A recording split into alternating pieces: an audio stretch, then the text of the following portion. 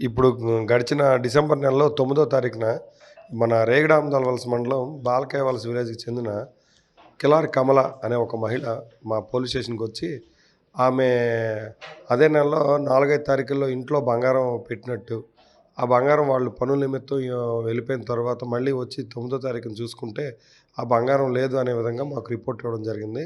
దానిలోని దర్యాప్తు అనేది మేము ప్రారంభించి, దర్యాప్తులో భాగంగా అక్కడ అనుమానితులు వాళ్ళందరిని కూడాను గుర్తించుకోవడం అనేది జరిగింది. దానిలో భాగంగానే అదే గ్రామానికి చెందిన ఆహ్, డోల గాయత్రి అనే ఒక మహిళని గుర్తించడం జరిగింది. ఈ మహిళ ఆహ్, ఎవరైతే కంప్లెయింట్ చేశారో కమల గారికి కొంత దగ్గర బంధువేను ఈ అమ్మాయి. అయితే ఈ అమ్మాయికి చీరాలకు చెందిన బాలాజీ అనే వ్యక్తికి లవ్ మ్యారేజ్ జరగడం అనేది జరిగింది. ఈ అమ్మాయి గ్రామంలోనే ఉంటుండేది. ఈ గ్రామంలోనే వాళ్ళకి కొంచెం అప్పులుండడము, అదేవిధంగా వీళ్ళు ఈ గ్రామం నుంచి ఎస్కేప్ అయిపోయి ఇంకెక్కడైనా దర్జాగా విలాసంగా బతకాలనే ఉద్దేశంతోనే ఈ ఎవరు లేని టైంలో ఒక ఇంట్లోనికి ప్రవేశించి, దొంగ కీ ద్వారా ఇంట్లోనికి ప్రవేశించి, ఇంట్లో ఉన్న ఈ సుమారు 13 తులాలైనటువంటి బంగారాన్ని దొంగిలించి తీసుకొని వెళ్ళిపోవడం జరిగింది.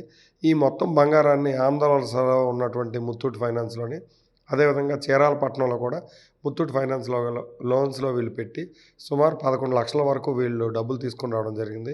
వీటిలో కొంత మొత్తాన్ని అప్పులు తీర్చడం, అదేవిధంగా కొన్ని 2, 3 వస్తువులు గోల్డ్ వస్తువులు కొనుక్కోవడం, ఆ తర్వాత వీళ్ళు విలాసాల నిమిత్తం గోవా, కర్ణాటక, భువనేశ్వర్ వీటన్నిటికి తిరుగుతూ ఈ విధంగా వీళ్ళు ఈ డబ్బులనేది ఖర్చు పెట్టడం జరిగింది.